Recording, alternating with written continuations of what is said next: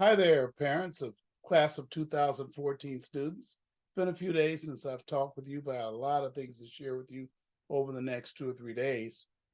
Today, I attended as part of my, community counseling duties, a California Student Aid Commission financial aid workshop for educators, meaning counselors and teachers.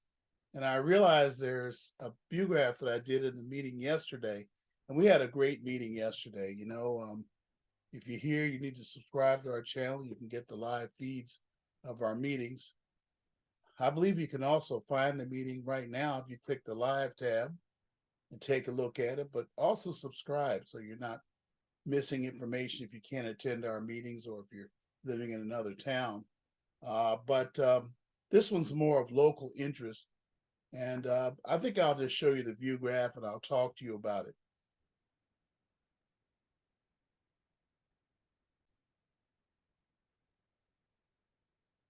So this is a view graph represented there, like I said.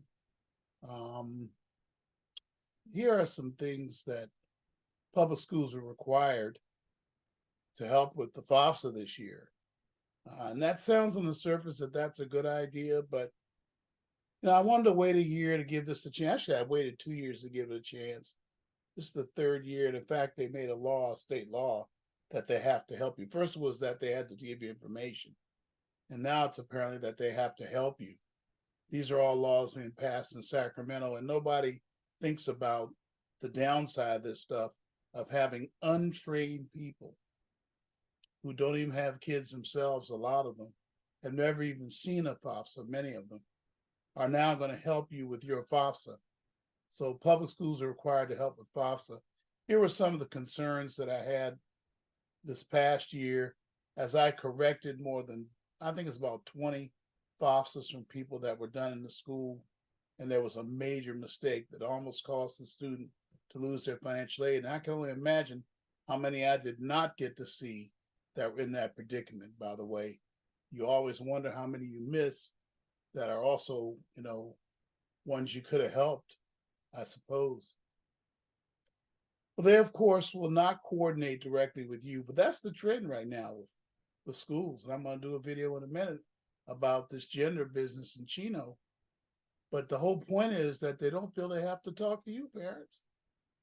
They somehow feel these are their children. And you should push back on that angrily. These are your children. These are your 12th grade students, not theirs. There's other stuff they can coordinate with your student without you knowing too.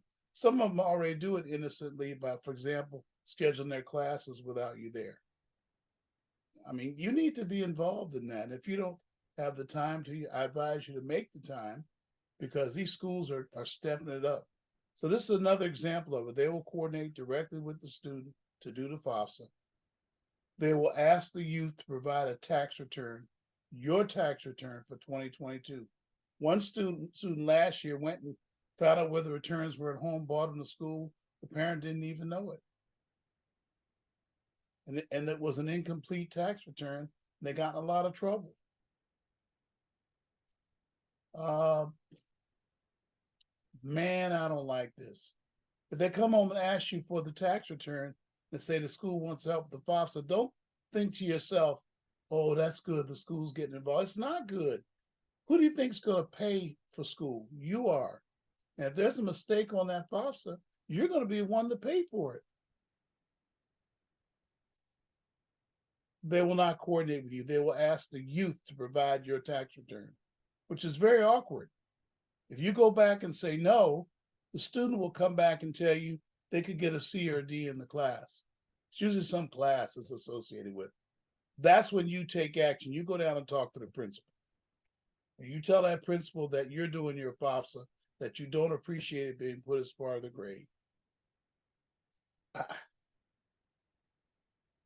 If that principal pushes back on you, you go to the school board. Matter of fact, get a hold of me if that happens. We could put some community pressure on that school. These counselor staff and teachers are untrained. Now we filed, I bet you we filed 1,500 FAFSAs the last 9 years. We went to workshops for the Department of Education in DC. We're very well trained in the FAFSA. I do most of them myself. The counselors, staff, and teachers are untrained, however. Here are the weakness areas I saw last year. I don't want to drag this video out too long, but I really want to make sure this point is made extremely clear. Do not let the schools work with your student on their FAFSA. If you know me, I don't care if you're across the country. If you know me, because this could be happening in other school districts, I don't know. But if you know me, you know somebody that can help you. Come on.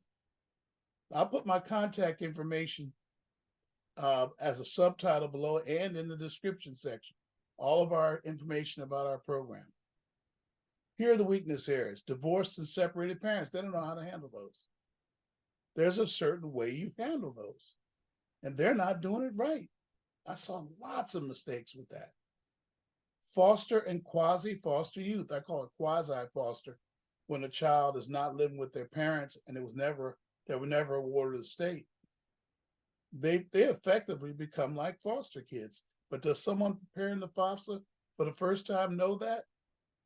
For that matter, do they even know what a foster kid is? As far as FAFSA?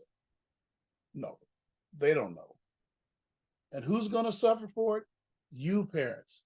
You're going to pay the extra money for college, or they're not going to get financial aid, or there'll be some mistake that will delay the aid and stress you out of your mind. Military veteran parents. Do they know how to handle when there's a military vet?